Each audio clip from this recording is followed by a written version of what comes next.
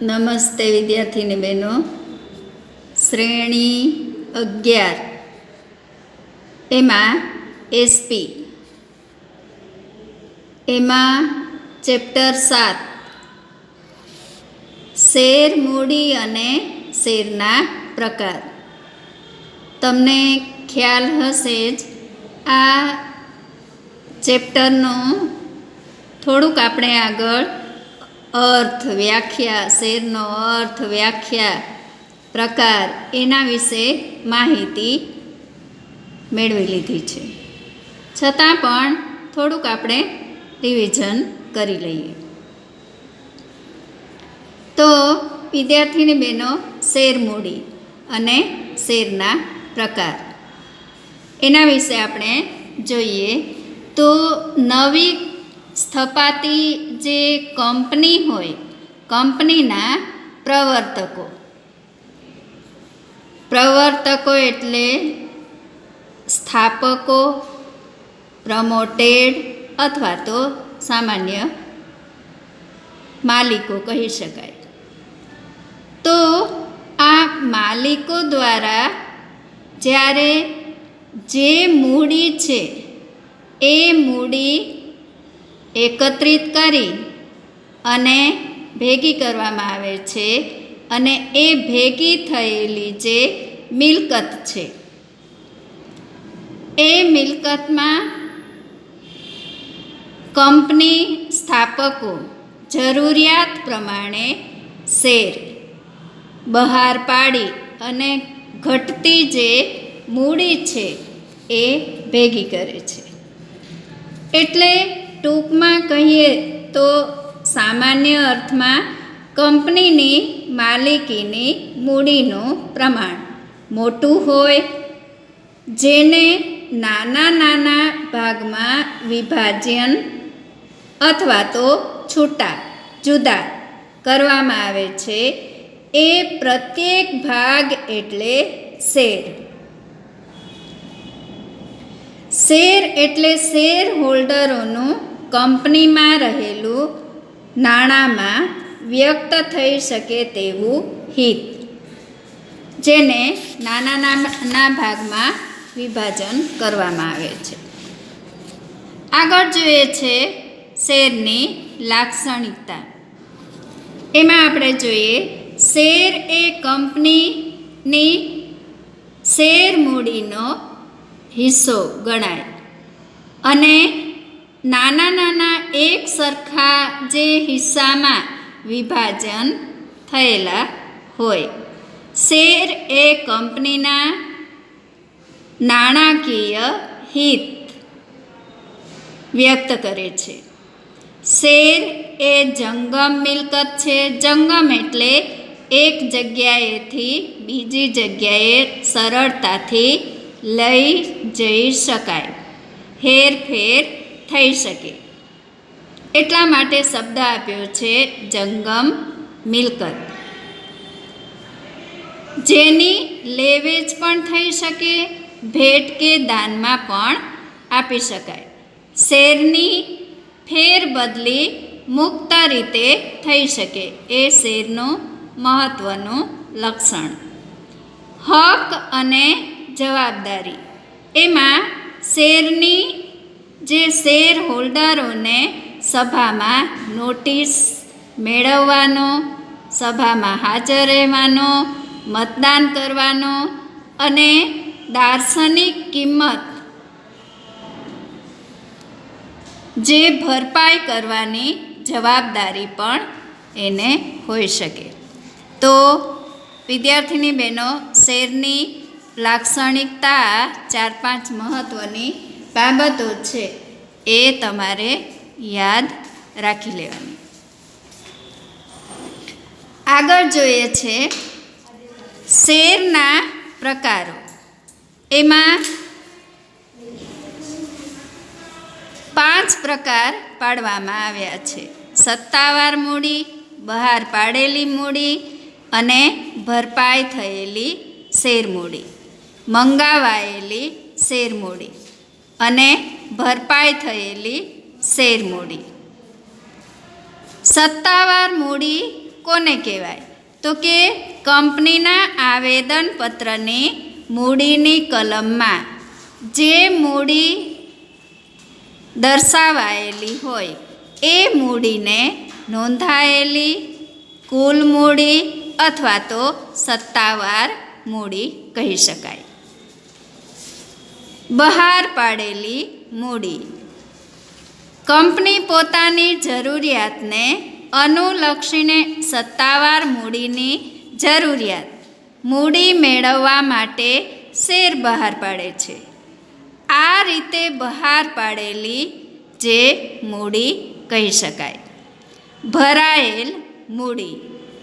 એમાં આપણે જોઈએ કંપનીએ બહાર પાડેલા શેરમાંથી જેટલા શેરની અરજીઓ મળે અને જે રકમ મળે તો એ ભરાયેલી મૂડી કહી શકાય. મંગાવાયેલી મૂડી. કંપની તેની જરૂરિયાત મુજબ શેર ઉપર હપ્તે હપ્તે રકમ મંગાવે છે તો આ રકમને મંગાવેલી મૂડી કહી શકાય. ભરપાઈ થયેલી મૂડી. કંપનીને મંગાવાયેલી શેર મૂડીની રકમમાંથી જેટલી રકમ શેર હોલ્ડરો પાસેથી મળે તે રકમને ભરપાઈ થયેલી મૂડી કહી શકાય. તો વિદ્યાર્થી બહેનો, આ રીતે આજે શેર મૂડીના જુદા જુદા પ્રકાર. એક વધારે પ્રકાર છે વિશેષ માહિતી અનામત મૂડી પણ કહી શકાય. જ્યારે કંપનીના સંચાલકોને જણાય કે મંગાવેલી મૂડી ધંધા માટે પૂરતી છે અને ભવિષ્યમાં વધારે મૂડીની જરૂર પડશે નહીં, તો એવા સંજોગોમાં ખાસ ઠરાવ પસાર કરી અને શેર મૂડીમાંથી જે મૂડી અનામત ભંડોળ તરીકે મૂકવામાં આવે છે કે જે કંપની વિસર્જન થાય અથવા તો બંધ થાય ત્યારે શેર હોલ્ડરો પાસેથી કંપની મંગાવી શકે. તો આ રીતે શેર મૂડીના જુદા જુદા પ્રકાર. હવે આપણે જોઈએ શેરના પ્રકાર. એમાં મુખ્ય બે પ્રકાર છે, ઇક્વિટી શેર અને પ્રેફરન્સ શેર. ઇક્વિટી શેરના 3 પ્રકાર છે, સામાન્ય ઇક્વિટી શેર, અન્ય ઇક્વિટી શેર અને સ્વેટ ઇક્વિટી શેર. પ્રેફરન્સ શેરમાં 20 વર્ષ પહેલાં પરત કરી શકાય તેવા અને 20 વર્ષ પછી પરત કરી શકાય તેવા. તો આ રીતે શેરના જુદા જુદા જે પ્રકાર છે એના વિશે આપણે વિગતે માહિતી મેળવીએ. એમાં આપણે જોઈએ સામાન્ય ઇક્વિટી શેર.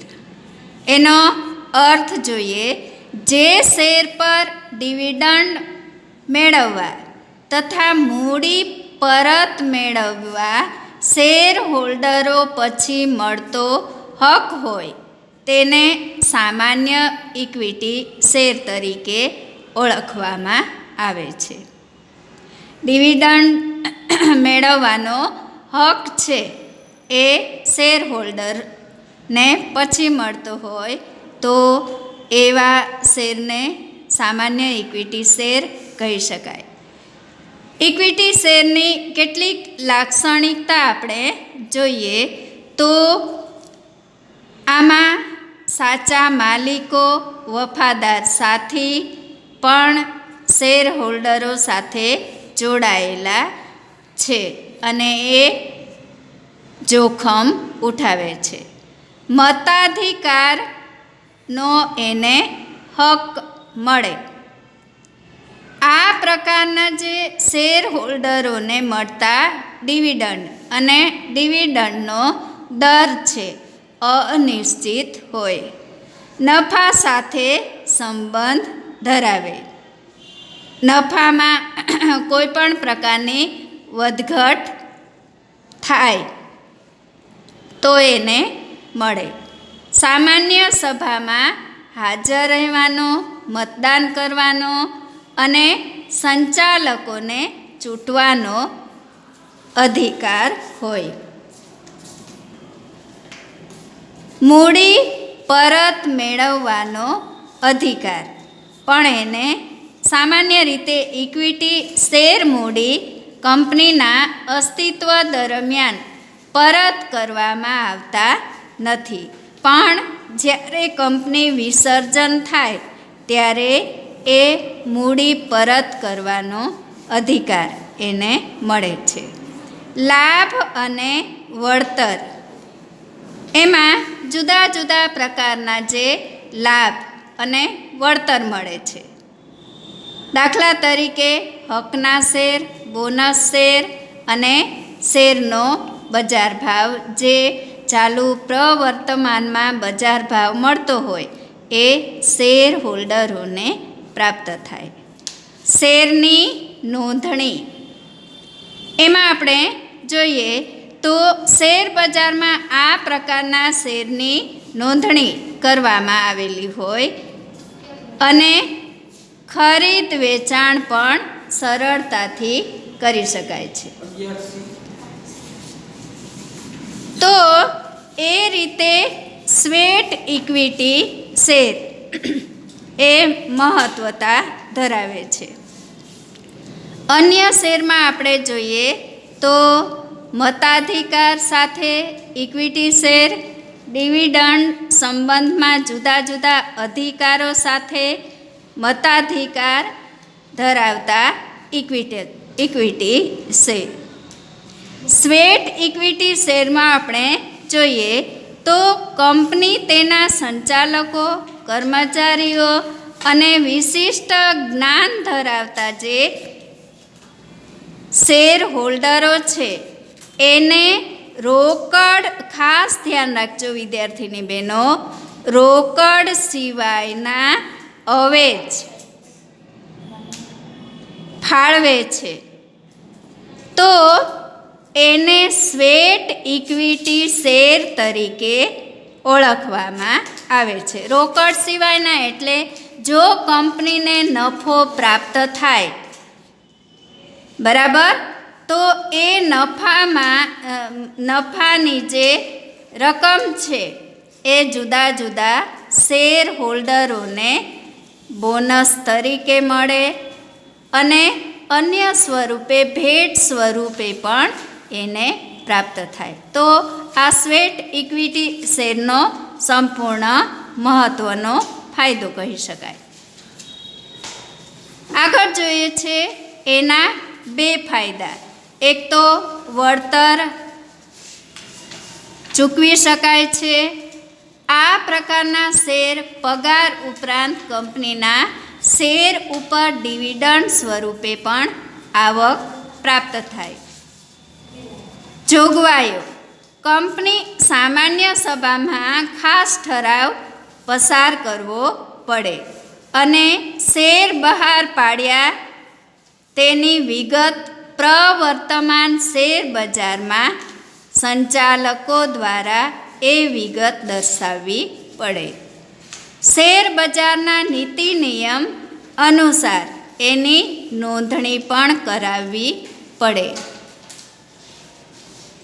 જાહેર કંપની ધંધા શરૂ કરવા માટે પ્રમાણપત્ર મેળવે ત્યારથી 1 વર્ષ પછી આ પ્રકારના શેર કંપની બહાર પાડી શકે. આ પ્રકારના શેર 3 વર્ષ સુધી માલિકીમાં ફેરફાર થઈ શકતી નથી અને 15% કે 5 કરોડથી વધારે 1 વર્ષમાં આપી શકે પણ નહીં. એટલે મૂડીના 25%થી વધુ આ પ્રકારના શેર ફાળવી શકે નહીં. તો વિદ્યાર્થીની બહેનો, આ રીતે આપણે ઇક્વિટી શેરના જુદા જુદા 3 પ્રકાર. કયા 3 પ્રકાર? તો કે સામાન્ય ઇક્વિટી શેર, અન્ય અને સ્વેટ, એની વ્યાખ્યા અને એની જોગવાઈઓ, ફાયદા, મહત્વતા વિશે વાત કરી. હવે આ ચેપ્ટરમાં આપણે પ્રેફરન્સ શેર વિશે આગલા વિડીયોમાં સમજીશું, માહિતી મેળવીશું. નમસ્તે.